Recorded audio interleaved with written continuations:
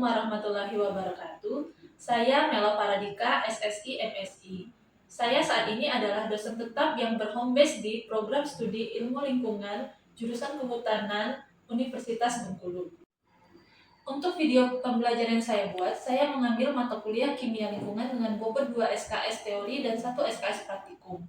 Adapun deskripsi dari mata kuliah Kimia Lingkungan adalah mata kuliah ini merupakan mata kuliah wajib program studi ilmu lingkungan, di mana mempelajari mengenai konsep dasar kimia lingkungan, konsep kimia air, tanah, dan udara, toksikologi lingkungan, dan kimia hijau.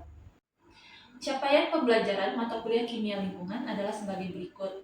Yang pertama, mahasiswa mampu menjelaskan konsep dasar kimia lingkungan, termasuk sifat dan reaksi kimia yang terjadi di air, tanah, dan udara. Yang kedua, mahasiswa mampu menggunakan data sederhana untuk mengidentifikasi parameter kualitas air, tanah, dan udara, serta tahapan analisisnya. Yang ketiga, mahasiswa mampu menggambarkan data sederhana untuk mengidentifikasi tingkat toksisitas zat kimia dan memperkirakan dampaknya terhadap lingkungan.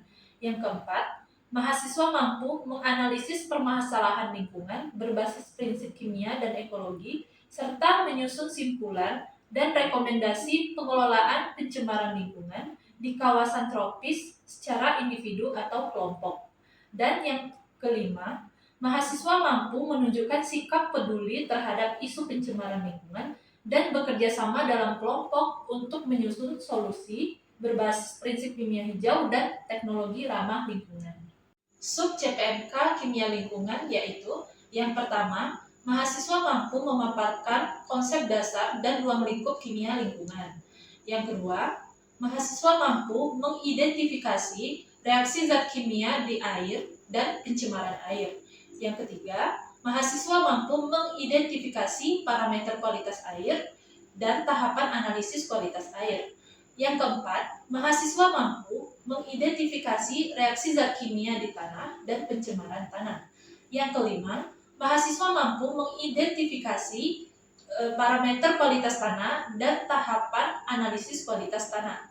Yang keenam, mahasiswa mampu mengidentifikasi reaksi zat kimia di udara dan pencemaran udara. Yang ketujuh, mahasiswa mampu mengidentifikasi parameter kualitas udara dan tahapan analisis kualitas udara. Kedelapan, mahasiswa mampu mengidentifikasi konsep toksikologi lingkungan, hubungan dosis respon, dan dampak toksikan bagi kesehatan lingkungan. Kesembilan, mahasiswa mampu mempertimbangkan dan mempresentasikan solusi berbasis kimia hijau untuk mengatasi masalah e-waste. Yang ke-10, mahasiswa mampu mempertimbangkan dan mempresentasikan solusi berbasis kimia hijau untuk mengatasi deforestasi. Dan yang ke-11, mahasiswa mampu mempertimbangkan dan mempresentasikan solusi berbasis kimia hijau untuk mengatasi masalah mikroplastik. Bahan kajian dari mata kuliah kimia lingkungan yaitu 1. Konsep dasar dan ruang lingkup kimia lingkungan. 2. Reaksi zat kimia di air dan pencemaran air. 3. Parameter kualitas air dan tahapan analisis kualitas air. Yang keempat, reaksi zat kimia di tanah dan pencemaran tanah. Yang kelima, parameter kualitas tanah dan tahapan analisis kualitas tanah. Yang keenam, reaksi zat kimia di udara dan pencemaran udara. Yang ketujuh, parameter kualitas udara dan tahapan analisis kualitas udara. Kedelapan, konsep toksikologi lingkungan, hubungan dosis respon, dan dampak toksikan bagi kesehatan lingkungan. 9. Solusi berbasis kimia hijau untuk mengatasi masalah e-waste. 10. Solusi berbasis kimia hijau untuk mengatasi deforestasi. Dan yang ke-11, solusi berbasis kimia hijau untuk mengatasi masalah mikroplastik. Adapun bobot penilaian pada mata kuliah ini adalah 15% untuk presensi atau kehadiran, 25% untuk tugas dan kuis, 30% untuk UTS, dan 30% untuk UAS. Assalamualaikum warahmatullahi wabarakatuh. Waalaikumsalam warahmatullahi wabarakatuh. Oke, jadi karena ini merupakan pertemuan pertama kita, saya ingin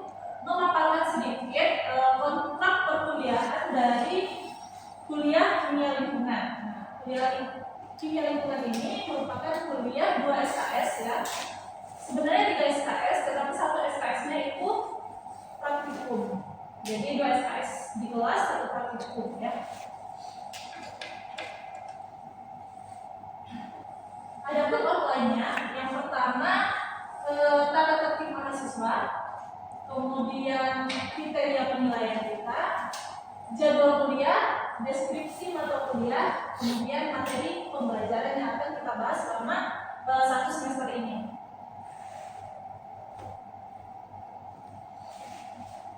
Sebenarnya untuk tata tertib saya rasa kalian juga udah paham ya, karena ini sangat umum sekali. Yang pertama yaitu di bagian berbusana.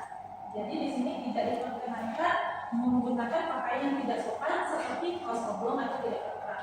Kaos boleh tetapi berkerak ya. Kemudian harus pakai sepatu ya. Kalau tidak pakai sepatu berarti tidak boleh perkuliahan ya. Kemudian yang kedua ada di disiplin etika. Di sini juga umum ya. Yang pertama kalian tidak boleh berbuat onar selama perkuliahan, unjuk rasa gitu ya, membuat keributan, gitu, berantem, ya nggak boleh. Kemudian merokok, ya, selain efeknya pada diri sendiri juga pada orang lain gitu. Kemudian mengoperasikan HP tanpa izin dosen. Jadi selama perkuliahan selain untuk kepentingan pembelajaran kita tidak boleh mengoperasikan handphone ya, kecuali kalau misalnya nanti ada kuis harus menggunakan HP boleh ya. Diskusi menggunakan HP misalnya diizinkan oleh dosen boleh ya. Selanjutnya ada kriteria penilaian di sini. Yang pertama 15% untuk presensi atau kehadiran ya. Karena kita 1 semester ada 16 kali pertemuan, di pertemuan ke-8 itu UTS, pertemuan ke-16 itu UAS ya. Oke, karena tadi sudah jelas ya mengenai kontrak perkuliahan, saya akan masuk ke NAR dan ruang lingkup kimia lingkungan. Sebelumnya, untuk sebagai pembuka materi ini, saya ingin bertanya kepada kalian, kimia lingkungan. Apa yang ada di pikiran kalian mengenai kimia lingkungan? Dari apa kimia lingkungan itu? Dari kata apa? Kimia dan lingkungan. Kimia dan Lingkungan. Jadi kalau kita gabung kimia lingkungan apa? Ilmu kimia ya? Tentang lingkungan, gitu ya. Jadi secara sederhananya seperti itu ya. Dia merupakan cabang dari ilmu kimia yang mempelajari reaksi-reaksi yang terjadi di lingkungan, gitu ya. Jadi kalau lingkungan terdiri dari apa aja? Ada komponen air, tanah, udara. Itu komponen abiotik atau komponen tak hidup. Kalau komponen biotik apa aja? Hewan, tumbuhan, manusia. Ya. Jadi biotik komponen makhluk hidup ya. Jadi ini untuk kimia lingkungan ya. Jadi tadi sudah saya jelaskan bahwa dia merupakan ilmu yang mempelajari tentang reaksi-reaksi kimia yang terjadi di lingkungan. Adapun capaian pembelajaran kita untuk materi pertama ini, mahasiswa mampu memaparkan konsep dasar dan ruang lingkup kimia lingkungan ya di sini ya. Jadi tujuan kita, capaian pembelajaran kita untuk materi ini, kalian harus paham konsep dasar dari kimia lingkungan itu apa gitu ya, dan ruang lingkup kimia lingkungan apa aja gitu ya. Nah, jadi tadi sudah kita bahas ya pengertian dari kimia lingkungan. Jadi fokus dari kimia lingkungan itu yaitu kita mempelajari mengenai interaksi zat-zat kimia atau bahan-bahan kimia terhadap lingkungan dan makhluk hidup. Itu ya. Jadi fokusnya ke situ gitu ya. Tadi bisa jadi pencemaran, bisa jadi teknologi hijau atau teknologi ramah lingkungan gitu ya, pengelolaan limbah dan lain sebagainya. Jadi itu. Nah, ini ada tujuan kimia lingkungan. Tolong dibacakan Sigit. Nah, lingkungan? Tujuan dari kimia lingkungan ini ada yang terkait menyediakan dasar ilmiah untuk pengelolaan dan perlindungan lingkungan. Ya, jadi tujuannya di sini ada 3. Yang pertama mengenai dampak ya, dampak bahan kimia itu apa aja. Kemudian bagaimana sih zat-zat tersebut bertransformasi, bagaimana reaksi yang terjadi di sana ketika dia berinteraksi dengan alam, gitu ya. Kemudian dijadikan dasar ilmiah untuk pengelolaan. Jadi karena kita tahu reaksi yang terjadi, kita bisa tahu apa sih langkah apa yang harus kita ambil untuk pengelolaannya, gitu ya. Nah, di sini ada ruang lingkup kimia lingkungan, ya. Yang pertama ada kimia air. Kalau kimia air, apa? Kira-kira apa yang kita bahas di kimia air? Coba. Pencemaran air, kemudian nah, parameter air ya, bisa BOD, bisa TSS, kadar logam berat, gitu ya. Jadi untuk kimia air jika kita bahas mengenai baku mutu air juga akan kita bahas di situ, gitu ya. Kemudian selanjutnya ada kimia tanah. Kalau kimia tanah apa kira-kira? Yang berhubungan dengan apa tadi? Biasanya kalau orang-orang pupuk tanah atau orang-orang lingkungan, misalnya ingin menanam biasanya pakai apa? Tanam. Kalau nanam biasanya dikasih apa biar subur? Pupuk. Nah, kimia tanah kan berhubungan dengan kimia tanah. Kira-kira sifat kimia tanah itu apa aja? Sifat kimia tanah. Ada apa di situ tadi yang disebutkan? Yang pertama pH, kemudian nutrisi atau mineral tanah atau unsur tanah, gitu ya, yang ada pada tanah. Nah, jadi kita bahas di kimia tanah. Jadi apa saja sifat kimia dari tanah, kemudian reaksi-reaksi kimia yang terjadi di tanah. Nah, reaksi-reaksi tersebut bisa disebabkan oleh polutan atau zat-zat pencemar seperti misalnya logam berat atau dari pupuk anorganik yang kalian pakai pestisida kan, otomatis itu kan ke tanah ya. Kita kalau di tanah pasti di situ ada reaksi-reaksi yang terjadi. Kemudian ada kimia atmosfer atau juga udara, ya. Biasanya kalau kimia udara apa yang kita bahas di situ mengenai polusi itu udara, ya. Misalnya dari asap-asap kendaraan, biasanya dari apa lagi? Pembakaran sampah, gitu ya. Jadi dia tentang polusi udara, reaksi-reaksi yang terjadi di atmosfer, ya. Komponen-komponen atmosfer itu apa aja? Jadi kita akan bahas di kimia atmosfer atau udara, ya. Kemudian ada lagi toksikologi lingkungan. Toksik, dari kata toksik, berarti di sini kita akan mempelajari bagaimana zat-zat kimia berbahaya atau beracun itu bisa masuk ke dalam tubuh kita, gitu ya. Dampaknya pada kesehatan dan kepada lingkungan. Jadi itu adalah toksikologi lingkungan. Di situ akan kita bahas macam-macam polutan atau zat pencemar, kemudian bagaimana siklus dia bisa terakumulasi di dalam tubuh kita. Itu akan kita bahas di toksikologi lingkungan. Dampaknya bagi lingkungan dan kesehatan kita. Kemudian yang terakhir itu ada kimia hijau. Nah, kalau berbicara atau mendengar kata hijau berarti dia lebih ke arah mana tuh? Kimia hijau lebih ke apa? Tumbuhan. Kimia hijau berarti dia lebih ke apa? Eco-friendly atau ramah lingkungan, gitu ya. Jadi kimia hijau ini kita akan membahas di mana kita bisa mendesain, gitu ya, mendesain produk atau mendesain teknologi agar pengurangan, gitu ya, bahan-bahan kimia berbahaya dalam kehidupan atau dalam skala industri, gitu ya. Kita ingin merancang di situ. Jadi penggunaan bahan-bahan kimia beracun itu bisa terminimalisir, terkurangi, kalau bisa dihilangkan. Jadi kita mencari solusi bagaimana kita mencari bahan-bahan kimia atau alternatif yang lebih ramah lingkungan, yang tidak menyebabkan efek pada kesehatan maupun ke lingkungan.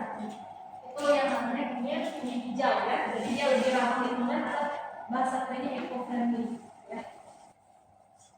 Nah, di sini saya ingin menjelaskan sedikit ya sejarah singkat kimia lingkungan. Kenapa ada kimia lingkungan? Kenapa muncul kimia lingkungan?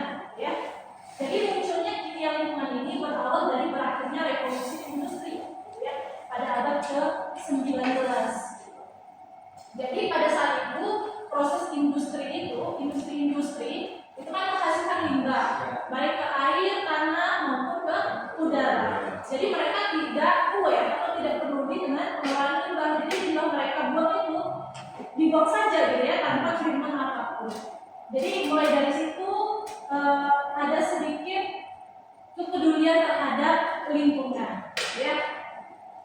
Kemudian adanya tragedi-tragedi besar, ya, tragedi besar lingkungan di dunia. Yang pertama itu Great Smoke of London. Jadi apa itu Great Smoke of London? Itu kabut besar atau kabut asap tebal di London yang terjadi pada tahun 1992. Itu dia memakan sampai ribuan korban ya dari tragedi ini. Kemudian ada tragedi Minamata yang terjadi di Jepang itu pada tahun 1956, itu tragedi keracunan merkuri. Itu akibat dari emisi juga. Kemudian ada tragedi gas Bhopal, itu terjadi di India karena bocornya tangki gas beracun, gas kimia, ya. Terakhir itu ada bencana Chernobyl, gitu ya. Jadi dia kalau ini merupakan bencana nuklir ya, salah satu bencana nuklir terbesar ya di dunia. Karena kenapa? Radiasi radioaktif yang mereka keluarkan itu 400 kali lebih besar daripada bom yang dijatuhkan di Hiroshima. Gitu, berarti begitu dahsyatnya nuklir, gitu kan? Kalau nuklir itu efek sampingnya tidak langsung, kecuali kalau kita terpapar di radiasi yang tinggi. Tapi efek samping dari nuklir itu bertahap dan untuk pemulihannya juga itu butuh waktu berpuluh-puluh ribu tahun. Gitu ya. Jadi itu berikan kalau kita lihat Irak sama Israel, kalau sampai nuklir keluar, pemulihannya mau sampai kapan? Gitu ya. Sedangkan untuk Chernobyl aja itu dia sampai saat ini pun efeknya masih ada. Itu tahun 1986 loh. Sekarang udah 2025, efek dari Chernobyl itu masih ada sampai sekarang. Wilayah itu pun tidak boleh ditinggali, wilayah yang dekat-dekat situ tidak boleh ditinggali karena dampak dari nuklirnya masih ada, dari senyawa radioaktifnya masih ada. Ya. Kemudian karena ada beberapa tragedi tadi, ya, yang terjadi, maka tumbuhlah kesadaran lingkungan, gitu ya. Ada yang namanya konferensi Stockholm yang terjadi pada tahun 1972, di mana konferensi ini merupakan perjanjian global atau internasional, gitu ya, yang menyatakan tentang kepedulian terhadap kesehatan dan lingkungan, gitu ya, dari bahan-bahan pencemar, ya, dari bahan-bahan kimia berbahaya tadi. Jadi itu konferensi Stockholm. Jadi dia perjanjian mengenai kepedulian yang terhadap keselamatan, kesehatan makhluk hidup dan lingkungan. Kemudian pada tahun 2015 itu ada Paris Agreement. Paris Agreement ini dia perjanjian internasional mengenai komitmen negara-negara yang terlibat untuk mengurangi emisi, gitu ya, komitmen dari negara-negara tersebut untuk mengurangi emisi, termasuk Indonesia. Indonesia merupakan salah satu negara yang ikut berkomitmen pada Paris Agreement ini. Jadi Indonesia itu berkomitmen untuk mengurangi efek gas rumah kaca, gitu ya, dari kehutanan dan lahan. Jadi dia mengurangi emisinya dari bagian kehutanan dan penggunaan lahan. Jadi dibatasi. Jadi kita masuk juga di Paris Agreement. Oke, di sini saya ingin bercerita ya, karena menurut saya ini menarik. Dia bisa menumbuhkan rasa kepedulian kita lagi terhadap lingkungan, gitu ya, kepedulian terhadap kesehatan, lingkungan dan alam sekitar, ya. Jadi yang pertama tadi yaitu Great Smoke of London pada tahun 1952, itu terjadi karena adanya kombinasi antara cuaca yang buruk dengan asap pembakaran batu bara. Jadi pada tahun 1952 itu di London itu mereka sangat bergantung energinya itu berasal dari batu bara. Ya, kemudian terjadilah fenomena antisiklon yang menyebabkan di situ udara hangat, gitu ya, menahan udara dingin, gitu ya, Jadi udara yang tercemar di bawahnya, gitu ya, udara yang tercemar akibat asap pembakaran batu bara tadi itu tidak bisa menyebar atau naik ke atas. Jadi terperangkap di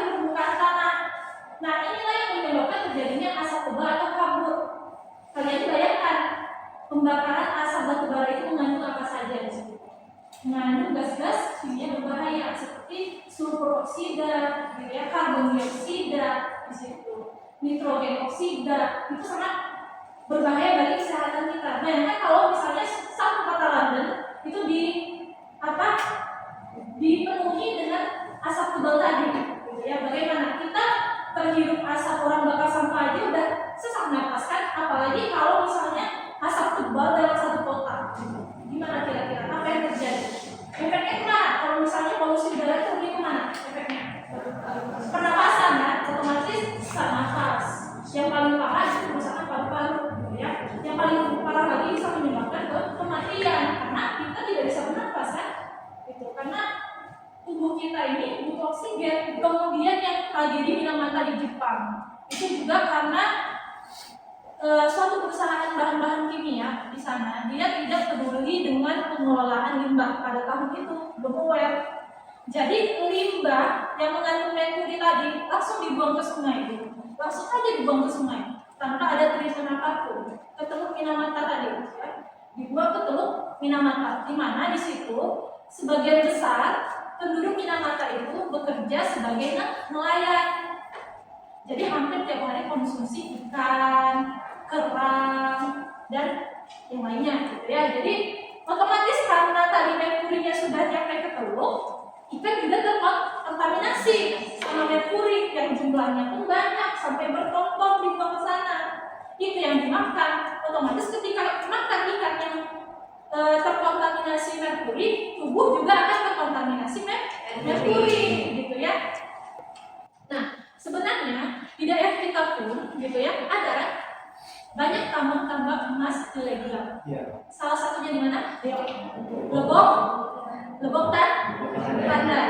Itu setahu saya itu masih ilegal, gitu ya, Lebok Tandai. Dan saya pernah melihat juga mungkin seliweran di TikTok, gitu ya, kalau itu dia masih menggunakan merkuri untuk mengekstraksi emas. Jadi ketika merkuri dibuang, gitu kan, otomatis limbahnya kan ke sekitar situ, ke perairan, buang ke air, ke sungai misalnya. Ya yang terkontaminasi masyarakat di sana. Nah, makanya kita perlu mempertimbangkan juga, gitu ya, mengenai dampak-dampak yang akan dihasilkan. Bukan cuma kita harus memikirkan kepribadian mencari uang, gitu ya. Mentang-mentang ini punya uang banyak gitu, terabas aja gitu, yang lain bebas terserah, mau orang sakit, mau orang kenapa terserah. Jadi tidak boleh egois seperti itu. Itulah fungsi dari kita sebagai ahli ilmu lingkungan, gitu ya. Kemudian ada juga tragedi gas bopal. Nah, ini di India. Jadi dia 40 ton gas beracun metil isosianat itu keluar dari tangki. Jadi terjadi kebocoran tangki di sini. Ini juga polusi udara, gitu ya. Metil isosianat itu merupakan salah satu gas yang sangat beracun, gitu ya. Jadi terjadi kebocoran tangki bisa menyebabkan tadi polusi udara. Ujung-ujungnya juga dampaknya kemana? Ke manusia, gitu ya. Kemana kalau udara berarti ke pernapasan lagi, gitu ya. Oke, kemudian ada beberapa peranan kimia lingkungan di sini. Yang pertama itu memahami interaksi kimia di alam. Jadi interaksinya bagaimana? Saya mau tanya, interaksinya gimana? Kira-kira tadi. Interaksi apa dengan apa? Kimia dan lingkungannya apa aja? Tanah, air, udara. Nah, tanah, air, dan udara. Jadi interaksi bahan-bahan kimia dengan air, tanah, dan udara. Kemudian mendeteksi dan menganalisis pencemaran. Jadi menggunakan analisis kimia kita bisa mengetahui tingkat pencemaran. Misalnya kalian analisis air, gitu ya. Kalian menguji ada atau tidak kandungan logam beratnya seperti merkuri tadi, gitu ya. Itu salah satu peranan dari kimia lingkungan. Kita bisa menguji parameter kualitas air, gitu ya. Karena setiap air itu ada baku mutunya untuk keperluan minum, gitu ya, untuk dikonsumsi, gitu ya, atau untuk di keperluan domestik lainnya, gitu ya. Jadi dia ada standar baku mutu air, benar ya. Kemudian menyediakan dasar ilmiah untuk kebijakan lingkungan. Jadi hasil-hasil yang kita analisis tadi, misalnya berapa ya yang kita peroleh, itu data hasil analisis kita gunakan untuk menyusun standar baku mutu air, tanah, dan udara. Jadi hasil-hasil yang kita analisis itu digunakan untuk menyusun baku mutu, misalnya kemudian regulasi pengelolaan limbah, kemudian evaluasi AMDAL ya, analisis mengenai dampak lingkungan. Jadi itu, jadi data-data yang kita hasilkan dari ahli kimia lingkungan seperti itu yang digunakan untuk menyusun dokumen-dokumen tersebut. Ya, jadi peran orang kimia lingkungan itu sangat penting gitu. Orang lingkungan, orang kehutanan itu juga gitu ya. Karena deforestasi itu merupakan salah satu kegiatan yang bisa menyebabkan pencemaran lingkungan juga kan. Ya, karena oksigen juga akan berkurang karena banyak pohon yang ditebang di situ ya. Jadi ini memang perlu aware gitu ya. Kemudian pengembangan teknologi remediasi dan pengolahan limbah, tadi misalnya kita menciptakan teknologi yang lebih ramah lingkungan gitu ya. Misalnya konversi bahan bakar, kalau saat ini kita menggunakan bahan bakar fosil, kita beralih ke yang apa? Listrik misalnya, bahan bakar misalnya ke yang bio ya, yang bio ramah lingkungan, biofuel bisa, biomasa gitu ya. Jadi ke energi ramah lingkungan. Kemudian terakhir itu edukasi dan peningkatan kesadaran publik ya. Jadi di peranan kimia lingkungan ini seperti ini, saya mengedukasi gitu ya, bisa dalam pendidikan formal maupun non formal, bisa misalnya kalian nanti mahasiswa melakukan kampanye lingkungan, misalnya mengenai pengurangan penggunaan plastik, emisi-emisi yang berlebihan tadi ya. Oke, jadi sebelum kita akhiri perkuliahan gitu ya, saya ingin memberikan kuis kepada kalian gitu ya, untuk melihat apakah kalian mendengarkan materi ini, memahami materi ini gitu ya. Ada sedikit mungkin sekitar 4 pertanyaan ya. Boleh kalian masuk dulu ke link quizzes dan sampai sudah selesai. Oke, kalau sudah selesai, lihat tampilannya ya. Oke, ada yang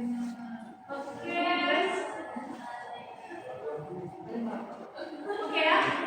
Jadi rata-rata salah satu ya, nggak ada yang benar semua ini. Oke, berarti udah di atas 50% ya. Nanti mungkin bisa belajar lagi di rumah mengenai materi kimia lingkungan. Pada awal saya mengampun. Terima kasih atas kehadirannya. Semoga ilmu yang disampaikan bisa bermanfaat. Amin.